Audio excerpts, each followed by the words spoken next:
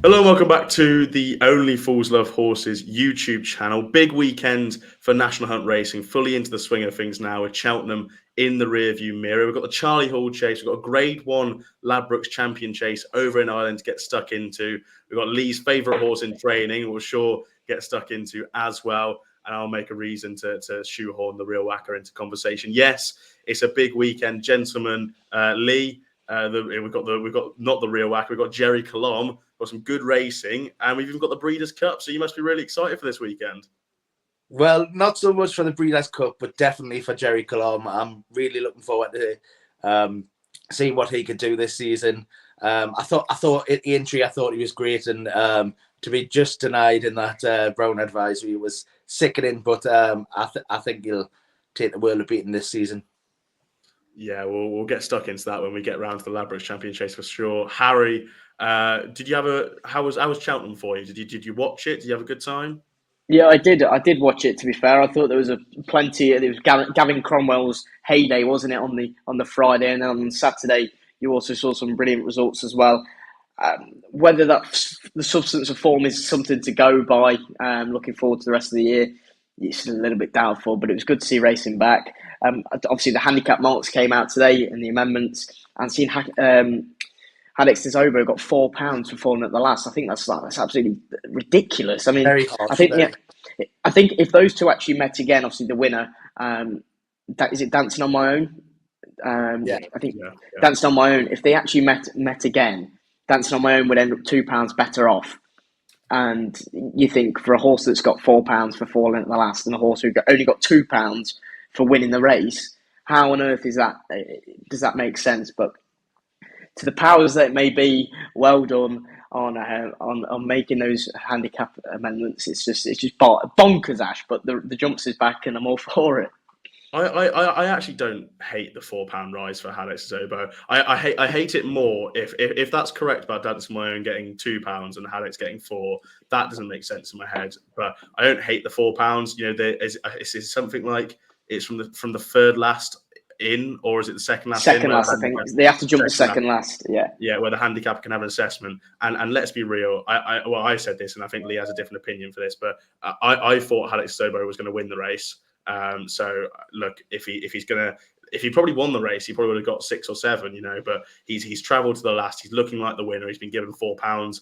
I don't think that's harsh. I think that's fair. But that's just my personal opinion. And you know, if Dancing on My Own's got 2, then potentially that's tough going on him. Although he did get the Irish tax, that might be equated into it. The fact he was running with an Irish tax kind of thing. It's still ridiculous. If his official rating was actually lower in Ireland, he's only really given £2 plus the Irish tax. That might be the case for it. But I might actually search that while you're talking on the racing. But we will get stuck in. The beauty of us having the Sunday show, which is on at 7 p.m. on Twitter Spaces, is that we can talk about all of this and review our eye catchers, our horses to follow for the season, so we can get stuck into racing on the weekend nice and early on our Tuesday videos or Wednesday videos. And we're getting stuck into Wetherby. The listed Mares Hurdle at 150 kicks us off. Lucia and You Wear It Well share the top of the market at 2-1.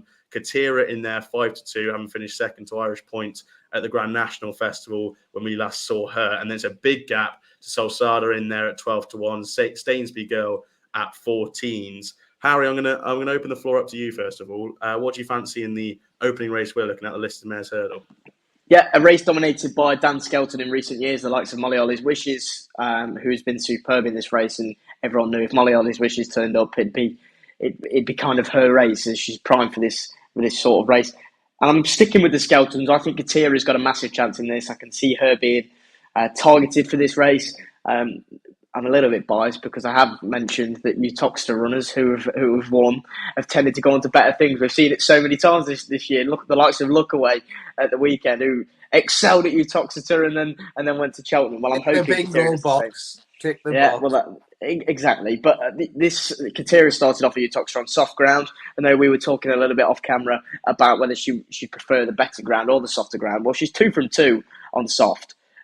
So I can't see any problems with it being. I think a fast-paced 2 miles will be right up her street. She has stepped up to 2.5. She was only 3 lengths behind Irish Point in the Mersey, the Grade 1 at the Aintree Festival. The likes of Hermes Ellen was behind, and You Wear It Well, who obviously won at the Cheltenham Festival. She was in behind that day. Now, Katira was, granted, she was given a break. She didn't go to Cheltenham, and she was primed for Aintree.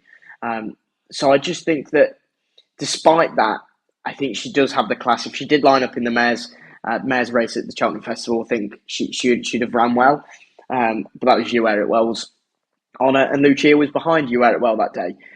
So yeah, Katira for me gets £3 off You Wear It Well and gets a couple of pounds off Lucia. I think a fast-paced 2 miles will be better. Will be ran to suit. She'll be staying on at the line. And yeah, I think the Skeltons have a very good record. And the races they have been targeting at the early parts of the season, they've been winning with the likes of Unexpected Party, won at Chepstow. If Dan Skelton's priming these ones for certain races, they tend to go on and win. And I think Katira will be aimed at this one and can go on and win this one.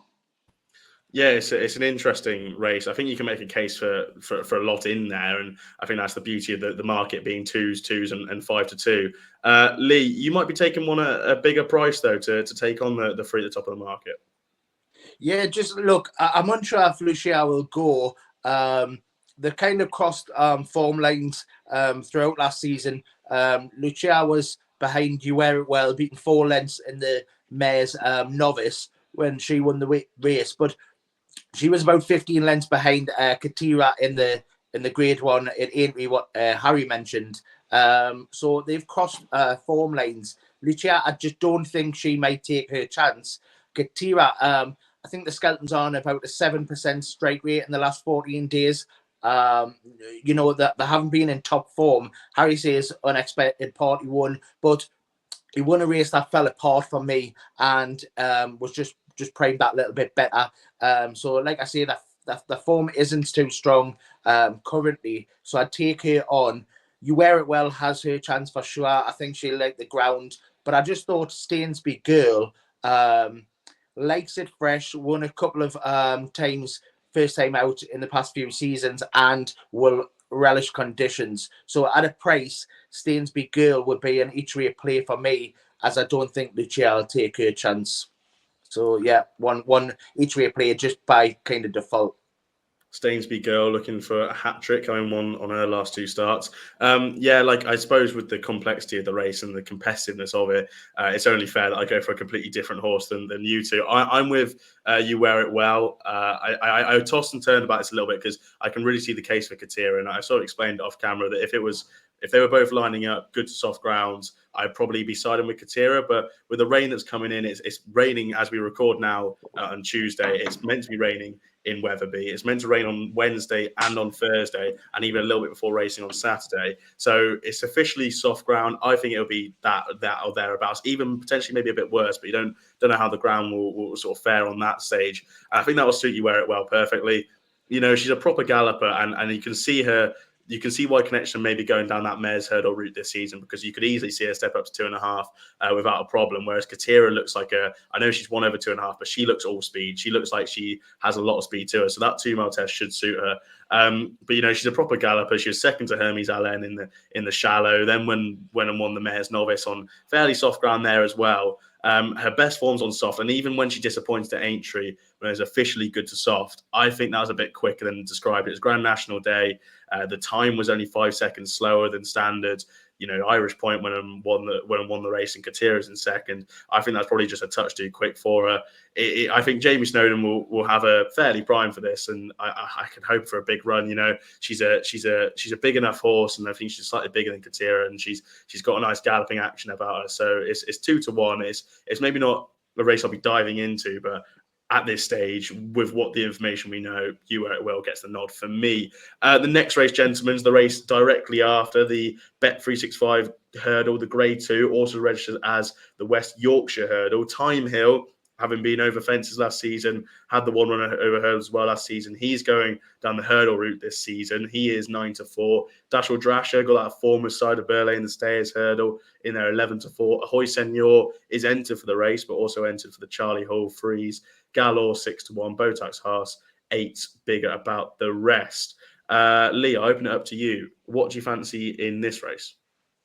I think it's Time Hills to lose, Asher. I do Look, the Philip Hobbs team, Philip Hobbs and Johnson White now, they're on a 29% straight rate in the last 14 days. They've had 4 winners. They've had plenty of placed horses as well. They're in red hot form. I think they'll have him primed to win this race and, go on to hopefully take another one along the way. I don't think he'll be like a Cheltenham winner, but look, these are the races that they could mop up with him. Time's kind of ticking on for him, and to pick up these type of prizes, I think it'll be a good show for him.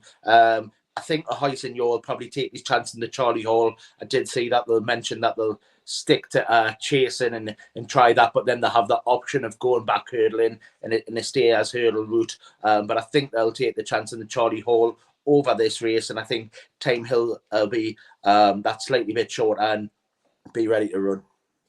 Yeah, I agree with you here.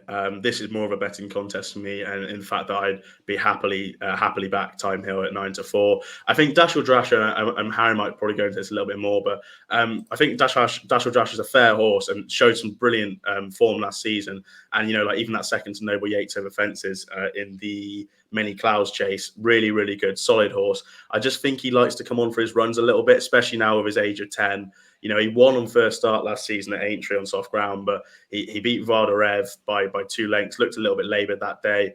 I'd say potentially he tends to come on for his runs a little bit. That's completely the opposite for Time Hill. He has a really good first time out record and even goes well just off an extended break. Won first time out in 2022, was second in the 2022 Stayers on soft ground after an 89-day break, beat Paisley Park in the 2020 long distance hurdle, and even won the Grade 1 Stayers hurdle at Aintree in 2021. That was off a 112-day break. Soft ground form is very good. And even last season, I know he's a little bit disappointing in some of his runs, but in the 3 runs when he was beaten comfortably when the ground was really quick at Newbury. That was behind McFabulous. I think it was all reported that day that it was genuinely just so quick, the ground. Then beaten the Brown Advisory when looking like he jumped like a piano at most of his fences in the Brown Advisory. Again, at the festival, at a track like Cheltenham, you kind of excuse that a little bit. And then on his last start when he was beaten, he got to within 2 lengths of Nappers Hill, Goshen and Fear to Glory at a trip that was potentially a little bit too sharp in the select hurdle at Sandown. But again, that was soft ground. So I think that form still works out fairly well. Nappers Hill's gone in front of the form a little bit. And I think it's Time Hills to lose here. And 9-4 looks like a fair enough price to me. Harry, you have a slightly different opinion to me and Lee on this race.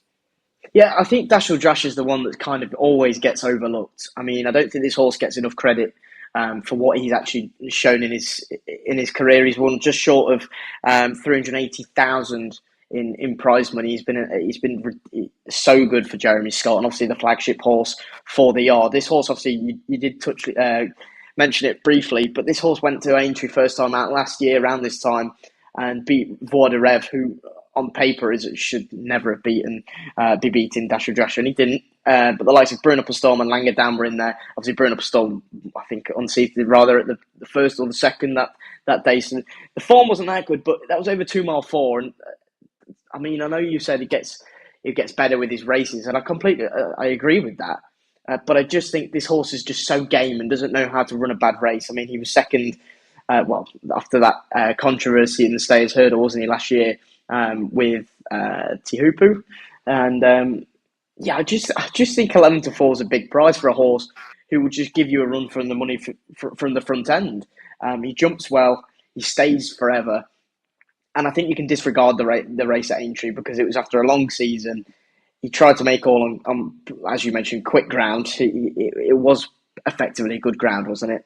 And that he's the star horse in the race. He's the best horse in the race. Can I just? He is. You cannot argue with that. He's the best horse in the race. You can't. He's kind of the best man of the group, and he's never the groom. I would have said he's always that just horse, and he never kind of stamped himself as a Grade 1 horse. I think Time Hill's already put himself on the map, and I think Dashel Drash has a short price. I would have said, look, if Hoyson goes in there, he's even shorter. I think I'd have him third in. Look, that'll probably bite us back, and don't replay it. Listen.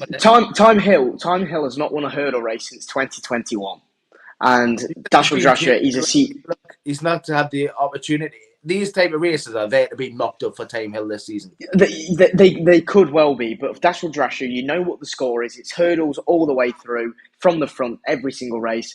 Why take your chance? I think 11-4 is a great price, so I'd be getting stuck in when a horse Senor won't be going. He'll be going over fences. Galore has absolutely no chance. I mean, that horse only ran once over hurdles, I think, in this country.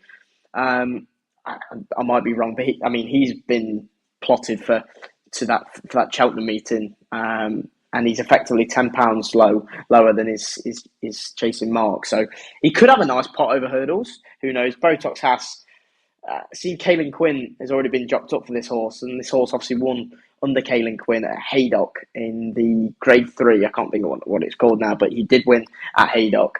And you're just looking through, Bold Endeavour has to step up. Red Risk probably isn't good enough. I think Red Risk is the interesting one in each way angle. I looked at slightly because I thought that running a short head to West Balboa when giving a little bit weight away in that Lanzarote on deplorable ground, I thought that was quite good. It seems like the vibe is West Balboa could be quite a nice horse this season. Obviously, she went and won at Aintree over 3 miles.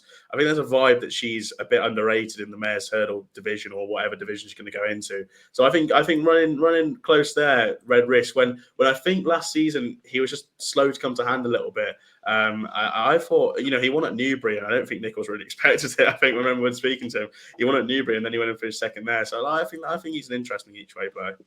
I think he is, but he's got to prove it over 3 miles before I'd be putting my money on him. He's only had one go, and he was taunting that. But yeah, I do agree. I mean, I think that horse off 144 will be dangerous in one of those big handicaps. He's still £8 higher than his Newbury win, so you'd be thinking you get a few pounds off him in probably one of these decent races, and you could mop up a big pot. But anyway, less of the shit. Dasher will win at that. Very good, very good. The Charlie Hall, gentlemen, the feature race from Wetherby on Saturday. A bit of umming and ahhing about who's going to go to the race, but as we stand, Bravemansgame tops the market 11-10. Hoy Senor in there at 7-2. As we said, double entered for the race which was previously mentioned. Pick Doy from the Nichols stable is in there, 7-2 as well. Gentleman's Game going here, confirmed by Mouse Morris, 7-1. Midnight River 10s. Dash or Drash is in there, 16s. That would make a right tit of myself if Dash or Drash turns up to this one, wouldn't it? You're not wrong. You're not wrong. I write 33s and Sail Away 33s as well. I'm a bit conflicted because there's 2 horses to follow for this season in this race from me in Midnight River and Sail Away, both from the Dan Skelton yard. But Lee, I'll open it up to you because Bravemansgame, like you're probably going to go and say, should win this if he turns up. But there's a bit of a vibe going about that he's going to go to the Betfair Chase, might miss this. So what do you assess on this race? Yeah, look, again, it's his to lose, I would have said. Bolted in last season, King George winner, second in the Gold Cup, third he was at Punchestown there.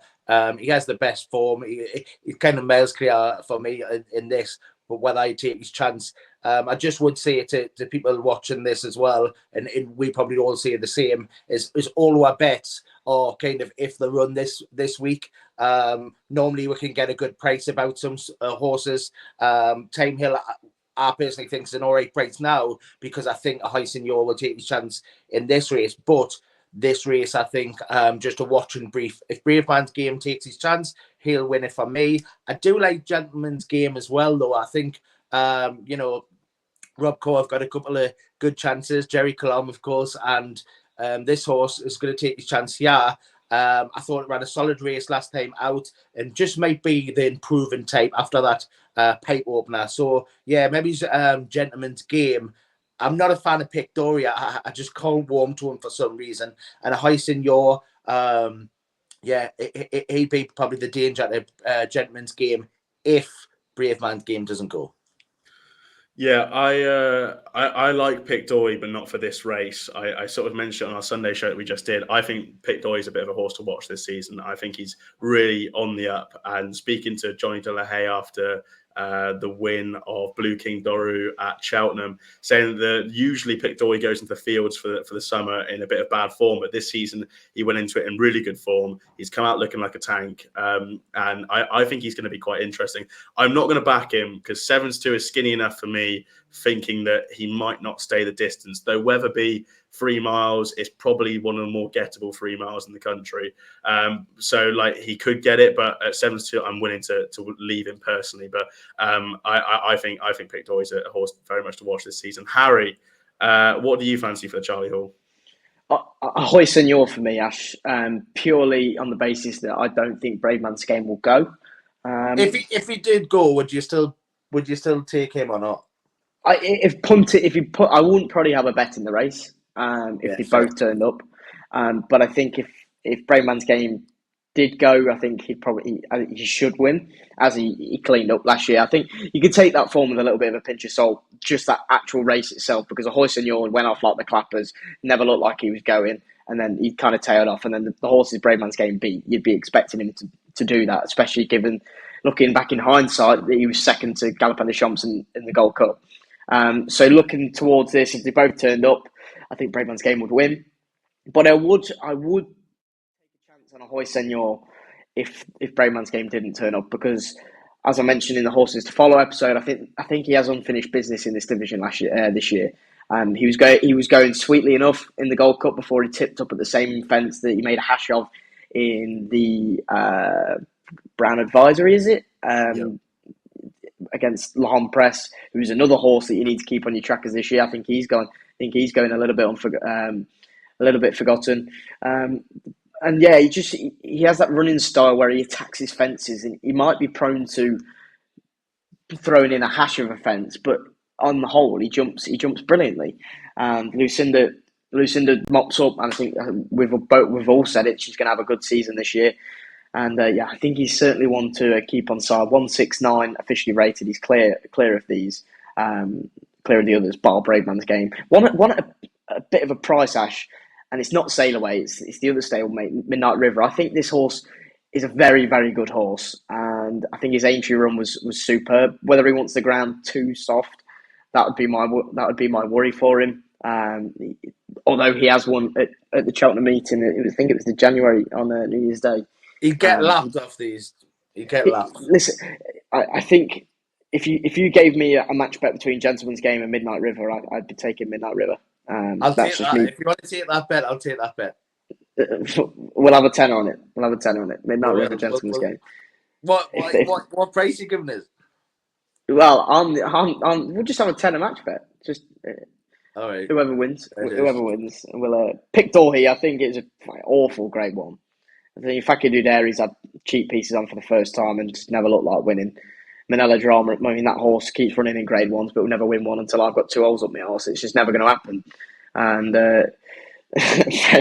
French Dynamite was in there for. That was an awful analogy. You can have 2 Facile Vegas tattooed on then. No. But listen, Ahoy Senor if Bravemansgame doesn't go. If they both go, wouldn't be punting in it. And Midnight River for the match bet. I think. Look, we're all advised to watch and brief that one for sure. Yeah, it is. You wouldn't take 11 to 10.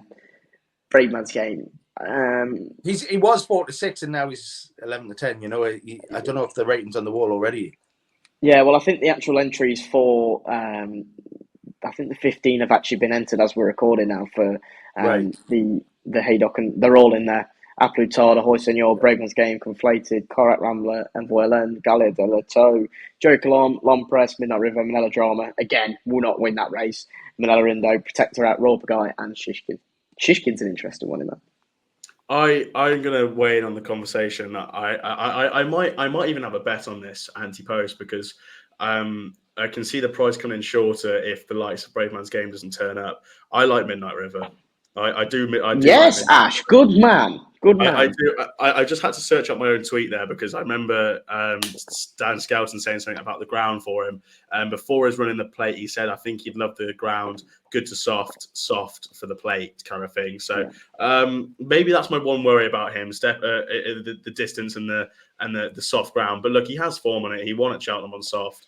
And he comes from that sort of background of winning race on soft ground. He was third in a bumper on soft, and he's got some decent form around there. He even won a novice handicap chase by beating Pay the Piper on soft ground. But maybe that's the question mark here. But I think he's really a horse that Dan Skelton loves. I get that impression that he really thinks his horse is quite decent, and he's the type of horse that Dan Skelton will target for a race. I remember even his media day in February before the festival, they highlighted something like the Many Clouds Chase where they'd like to target him to for this season. Obviously, that Many Clouds Chase isn't a thing anymore, so they've had to look at something else similar, and I suppose this crops up into that similar bracket, and I suppose to chase over 3 miles.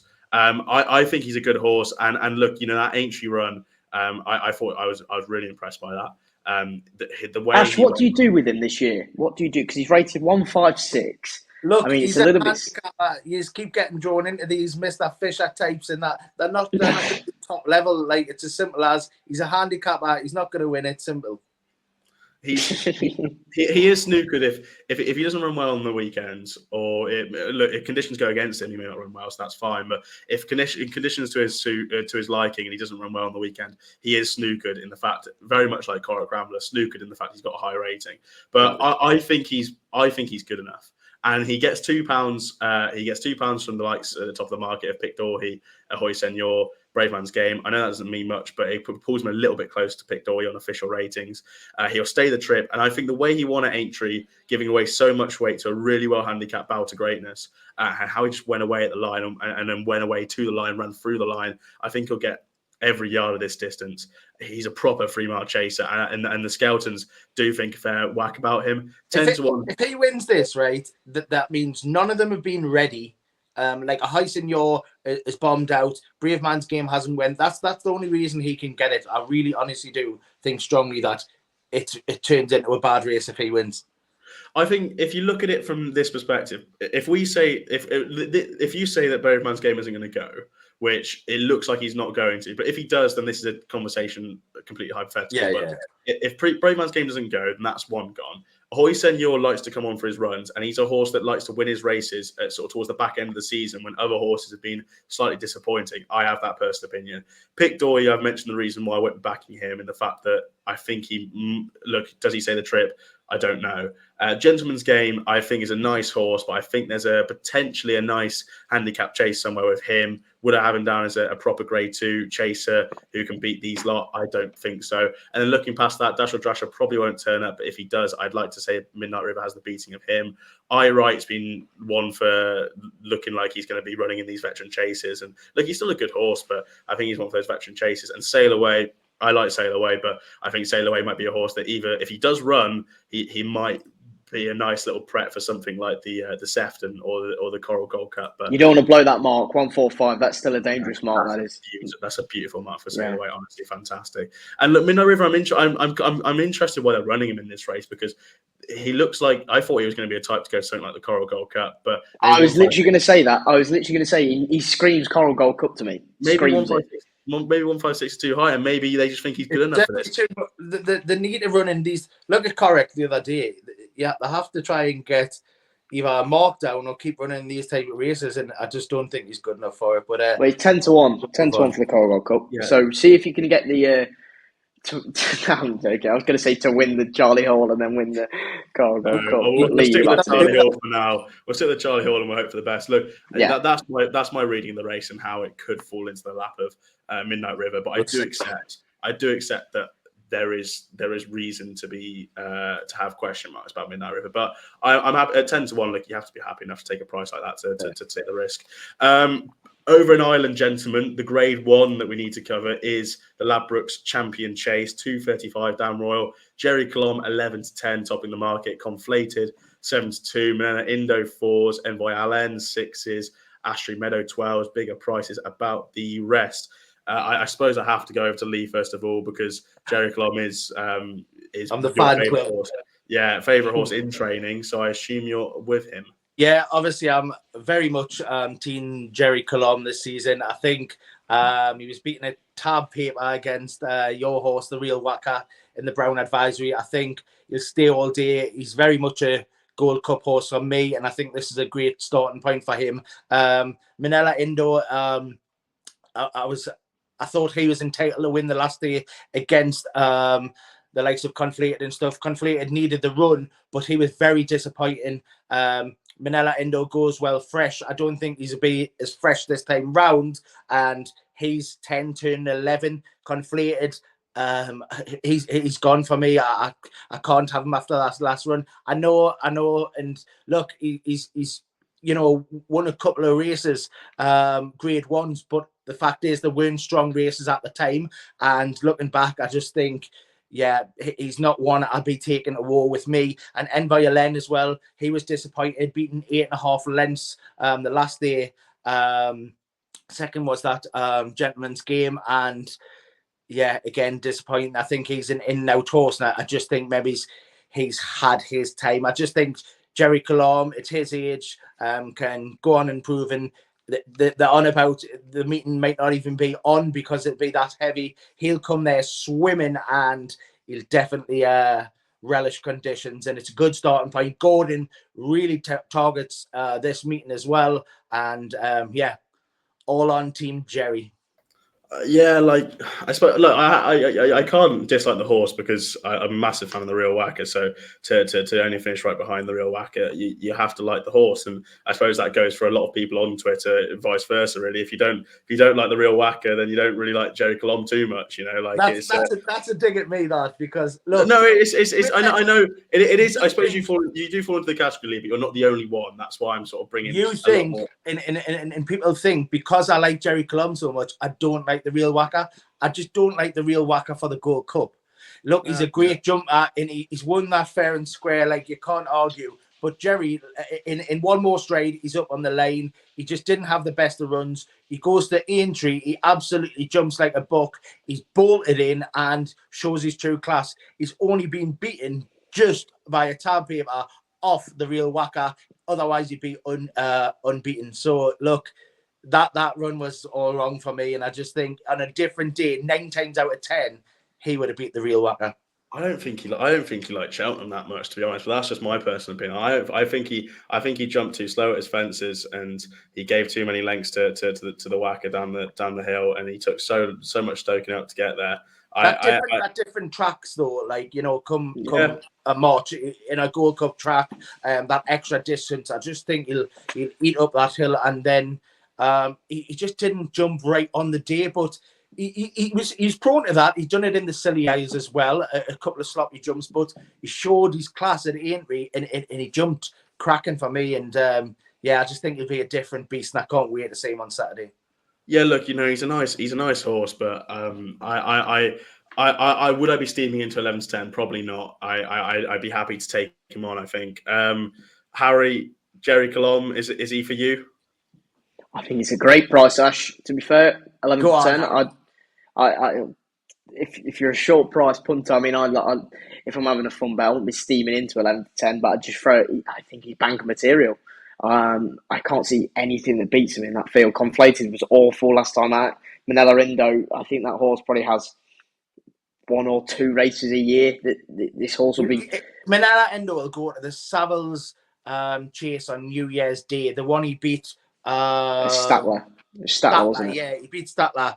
Hopefully he'll be freshened up after this run. I didn't even think he'd be going to this race, to be honest. I thought he'd have that, and then he'd go and get freshened up for New Year's Day, and I think that would be the plan again for me. Yeah, and I can completely see it. Envoy Ellen was just if he was steaming into 13 to 8 last time out, I mean, you were never ever once thinking this horse will win. I mean, you watched the race and you were like, this horse has got no chance. Astro Meadow, 12 to 1, that horse should be 120 to 1. That horse has got no chance. I mean, it's okay. I understand he's won the Galway Plate, which is a tremendous ask under a brilliant Danny Gilligan front running ride. But then this horse is just not the class of these. And Gordon has to win this with Gerri Colombe. I think it's a must. I think Conflated can't win the Gold Cup. There is no way that horse can win the Gold Cup. But I think Gerri Colombe is the only one that could win the Gold Cup. And it was interesting knowing that Ruby Walsh was talking about Galopin des Champs. How much will that Gold Cup take out of the horse?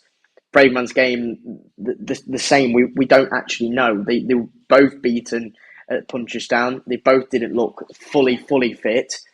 Well, not fully fit, do you know what I mean? But they seemed like they were a little bit tired, and it made for Fast or Slow to come a big pot up, and fair play to them. But yeah, Gerri Colombe, 7-year-old, everything seems perfect for this horse to succeed this year, and I see plenty about the real whacker and stuff like that, and I understand I don't think he's a Gold Cup horse. If he rocked up in a Ryanair, I'd be all over him. I think I don't think he has to speed. We had to play about this off camera. I don't think he has the speed for it. I know he won over 2.5 at Cheltenham, but he very much dictated the race. He did what he needs to do, and I think he just won with conditions against him. I think he stays. I think he gallops really well. He jumps brilliantly.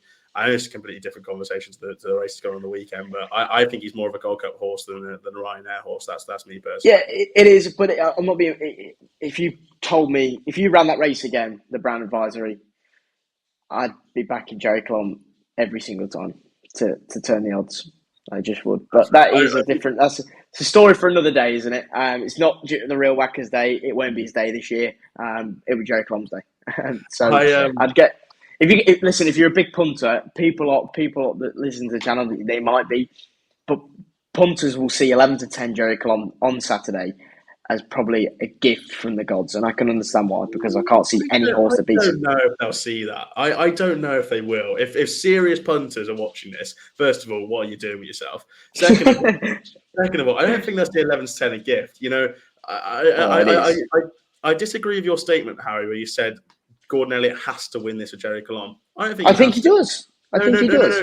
No. Do you not think there's bigger targets down the road, like the Gold Cup, and we would be scared not to leave his race behind in a race like this, or to go and do this and then win at Christmas and leave his season behind there? Listen, if Conflated beats Gerri Colombe when he was absolutely awful at Punchestown on his seasonal reappearance, how can anyone say that Gerri Colombe will win a Gold Cup? That is the plan for this horse, to win the Gold Cup, and he should be putting Conflated and the rest aside with relative ease, I'd say, because they're not the best. Envoy LM, we don't know which horse will rock up. Manila Indo is rated 162, is the same as Gerri Colombe, but I'd expect Gerri Colombe to put 10 lengths between the pair. That's just what I think. And look, it's a beautiful game in the fact that we can have these opinions and then we put money on these opinions. It's brilliant. But I think Conflated. I think if you're gonna go and win a race with a horse and then not really worry about what he does after that, I think Conflated is perfect. He's had this prep run. He's going to be race fit. This race will be targeted. I can almost guarantee that this race would have been targeted for Conflated. Third in it last year. Gordon loves sending his good 3-mile chasers, open graded chasers to this race who have experience over fences. I think if they win this and he doesn't do anything else the rest of the season, I don't think they'll be too bothered, to be honest, because of course he's a very good horse, but I think this will be the day. And then if he doesn't win, then fair enough, he probably isn't at his best. But I think for Gerri Colombe, first run into open company, it'll be fairly deplorable grounds, you can only imagine. I think, it's not like they're going to be, not like you're going to be happy that he loses, but it's a case of... Look, because I think you're just thinking it wrong. That's what he will relish. He will relish them conditions better than any of the rest of them anyways. That won't leave his race behind. He'll then have 8 weeks or so until Christmas or whatever it is. He'll have plenty of times between drinks to rest up. He's not going to go here then Betfair chase in a few weeks time or whatever, 3 weeks. He's going to have them time between drinks, and then I don't know if he'll take in Dublin Racing Festival before the Gold Cup. He might do, but he's definitely going to have that gap between now and Christmas anyways. So he won't be leaving it behind. Gordon targets these with his better horses. And if he says, look, imagine saying, look, we've been beaten by Conflated with our best Gold Cup chance. I doubt that. He knows that Gerri's going to win. Simple as. That's fair. Look, I'd be of Conflated 7-2. I just think this 7-2, is that what it is? Yeah, this has been the plan. This has been the plan for a while with Conflated, and Gerri Colombe. He'll like soft ground, but He is the one stepping up into open company. He has it to prove to step up to these open graded chasers who have been there, done it, got as many t-shirts they'd like. I don't think he does. I think he's already there, and I think Conflated has to step up again from the last day. That was disgusting run, I thought. Oh, the last day was bad. But he's travelled into the race and then he's just gone away. He's just blown up. Stop your laughing, Harry. It was. Anyway, we've spent plenty of time on the Right, can I just say, right? Fair enough if you think, the way you're thinking, but Conflated is very short at 72, no? He's on the shorter side. He's not very short. Should be 10s. He should be about 10s, I mean. Honestly, the state of this. There's nothing more in my life I'd like to see than Conflated winning on the weekend. He won't win. He will not win. Anyway, gentlemen, we spent plenty of time. I think we've laid out where we stand on the line for Conflated versus Gerri Colombe. So it only means Manila Indo is going to go and win. Anything else or naps? Harry, I'll go to you first of all. Do you have anything? If not, just give us a nap. Yeah, I'm going over to Ascot 240. Indivar Bleu could make his seasonal reappearance after pissing up in a Weatherby bumper. A horse to follow for me. As a 5-year-old, I think Ollie Murphy will get a really good tune.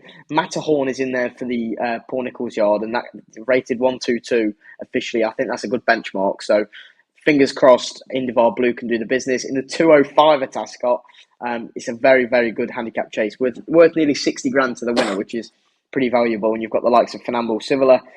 Boots Hill is in there, obviously course and distance winner when he beat So Scottish in that memorable race when I absolutely fancied the life out of So Scottish. Wasn't to be, but I think Boots Hill will win the 205. And looking elsewhere, we'll take the flight over to America. Live in the Dream will be out like a bullet, out like a ground, and will not be for catching in the Breeders' Cup Sprint. Yeah, I agree with you. Living the dream for me in the sprint. I'll stay in America. The Breeders' Cup Juvenile Fillies Turf, Carla's Way 7-2 is a good enough price for me. I think she's really, really good for the Crisfords, and I'm really excited to see how she goes going forward. And in the filly and mare, I'm with Warm Heart at 3-1. Classic Aidan O'Brien did it last year with Tuesday. A mare who loves good ground has a good draw. I'm with her at Freeze. I'm getting the plane back to the UK though. This will actually be before probably Carla's Way will run, and then it'll be this, and then it'll be the filly and mare. But I'm going to the 115 at Weatherby. It's the nice handicap chase. Eton Kalina for Kerry Lee at 10-1 is the horse I want to be on here. Really improving horse who runs off 118 on the weekend. Beat Triple Trade at Chepstow in February. That horse has come out since and finished second at Cheltenham behind Dancing on My Own, ahead of In Excelsius Dio, and Not Long Till May. So it's improved £16 since. And Eton Kalina beat that horse quite comfortably that day. On the day at Chepstow when they both met, it was described as good, though the times and the visuals suggested that it was quite soft ground. Bolted up at Ascot on his next start, and then found the good ground at Foss Lash, just a bit too fast for him, I think personally. And it was at the end of a long season, so to be beaten by 6 lengths that day, I'm more than happy to put a line through that. Kerry Lee has been a master at prepping her horses first time out this season.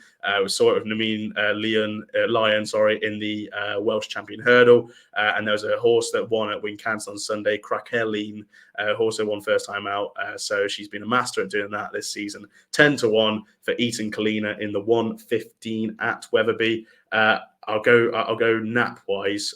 Who will I go nap wise? Harry forgot to give his nap. Katira for me. Katira. That's my nap of the weekend. I'll just say my nap. I'll come to you, Lee. My nap will be Time Hill in the Grade 2. Lee, anything else or a nap? Right. A couple for America. I do hope Cody's Wish wins the first race on Saturday there, the 6:30. Obviously, great story, Godolphin horse. Hopefully that one will take it for little Cody. But the 7:10, I do like Warm Heart as well. Inspiral's in there, but for the fillies and mares turf, I do think Warm Heart will take the World of Beaten. What are you laughing at, Bia? The dog. The dog, yeah. And then in the 950, the Breeders' Cup turf, I think Mosterdaf will take the World of Beaten. Prince of Wales winner, Juddmonte winner, beat Nashua and Paddington the last day. I think likes that better ground, and I think will take a world of beating. Hopefully, I think install 10, I think he is. Hopefully, he can get a good posse. Sometimes them rail runners get a bit chopped off anyways. 10 might not be too bad to get across and hopefully get a good position. So Mostadaf in the 950 on Saturday, but just a few for Friday at Down Royal. Like I say, Gordon likes to target this meeting. He normally sends one of his better horses to the first race, the 12:29 on Friday. Two horses I like, Better Days Ahead is a horse I like, but he's got 10 entries in, and hopefully he'll run down memory lane. Horse I really like, 3 mile point-to-point winner. He won his Ferry House bumper easily. He's in JP's colours now. Be really interesting to see down memory lane. In the second race, third race, 1:39, Brighter Days Ahead is a horse I've mentioned on our video for the Mayor's Novice at the Cheltenham Festival, but she's 3 from 3. Won a Ferry House bumper easily. Won the last day 2 miles on soft over hurdles. Look, it was a soft race. Never mind the conditions. It was really soft and Title will win it. But hopefully her jumping will come on a bit and Brighter Days Ahead in that one. Irish Point goes against Magical Zoe in the 2:13. Irish Point should take that one. And then in the 3:23, the Beginner's Chase on Friday. American Mike, Colonel Mustard, Cool Survivor, Corbett's Cross. There's a lot in there. It looks a good Beginner's Chase. But the one I do think has an each way squeak and probably going to be overlooked is the JP horse. I know the way you're thinking for Gavin Cromwell. Gavin's been in good form, especially at the weekend we're seeing with the likes of Florent Porter. But this horse was it beat a lot of joy of Willie Mullins' first time out on debut. That one was sent off 11-2 for the Mares. Second time beat Imagine of Gordon's and Spanish Harlem of Willie's. Third time beat was 4th behind Champ Kylie in the Lawlers of Nace. Irish Point was 2nd that day. And then when was ahead of American Mike behind Hunter's Yarn, and then 4th to Imperial Pass at Punchestown. The horse has a lot of good form and is a classy horse, and I just think will be overlooked in the market. I'm unsure the prices at present, but it's one for going forward. I know the way you're thinking of Gavin Cromwell's. Thank you very much, Lee. Was there a nap for the weekend? Them will be short. It's Gordon's one, Brighter Days Ahead and stuff. You could couple of them. Got to be Gerri Colombe, isn't it? Sorry?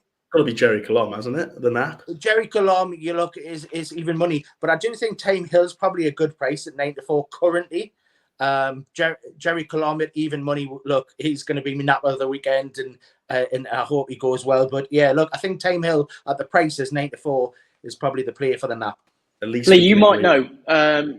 Do you reckon the bookies will be doing like those offers where you win on Saturday and you win at win the Gold Cup in March? Do you reckon they'll be doing them? Yeah, for sure. And I think I know Skybet does, and I know William Hill does. But you can also price request them as well. So there's plenty that can do that. But look, you could get them maybe further down the lane, just see how he runs first time out. I would have said I think he'll win it fair and square, but it's probably not one I'd play now, and I'd play him next time to win a bigger race. Maybe it's at Christmas or whatever. 7-1 for the Gold Cup. When you can back the real whacker at 20, it's incredible. Look, I'd say it's an all. I just think on the different track, and look, we can get into this in the season as it goes on. But save it for the Sunday show. Look, this could all be over if the real whacker is meant to run on the weekend, isn't it? In the is it? Oh, I can't think of what it is. Carlisle race, I forgot. Colin Parker race. Yeah, the Colin Parker. Yeah, this could all be over if you lose in the Colin Parker. I'll have fun for 6 days. That's fine. Very quickly, our beginner's chase. Just had a look. Hartwood is entered for Henry de Bromhead. I think a lot of this horse, and hopefully could be a nice price on the weekend. Found the 50s in there as well, Ash. I know you like him. It's a belt of a race. It's a good beginner's chase. If they all rock up, it will be huge. I just think that I know the way you're thinking is very overpriced and will be overlooked against them at the top of the market. Yeah, the 3:23 on Friday down Royal. That's all we got time for on this week's video. A nice extended video, but some good debates in there as well. If you did enjoy, please do like and subscribe. Lee, we've got the Sunday show coming up this week. Do you want to give a quick plug to that? Yeah, Sunday show, 7:00 every week. We've had some great guests on so far. Go back and listen to the one on Sunday just gone. Ben Brookhouse was on. He gave us plenty of horses that he likes from his yard and going forward for the season. So plenty to watch out for. And we had Fergal on. We've had the Facel Vega colours. Marie was on, and plenty of good content. But yeah, 7:00 this week. We've got the Shark on, Shark Handling. We can be talking about Hewick and all of his team, and also we've got Steve Ryder from he is now Robin Goodfellow of the Daily Mail tipster, but he does his show with Rishi Prasad as well. So two good people I have on. But yeah, interesting to hear the Sharks' thoughts. He's very upfront about stuff, so it'll be great to talk to him. Yeah, you're almost shocked there when you sneezed, Harry. It's like you never sneezed before. It's incredible. I know. That's all we got time for. Yeah, make sure to tune in on Sunday. Do follow us all on Twitter. Our Twitter accounts are on screen there, apart from Harry, because he doesn't follow the brief. And we'll be back next week to preview the racing. What is it, Badger Beer next week? So that should be quite a good race to get stuck into. Make sure to like, subscribe. We'll see you very, very soon.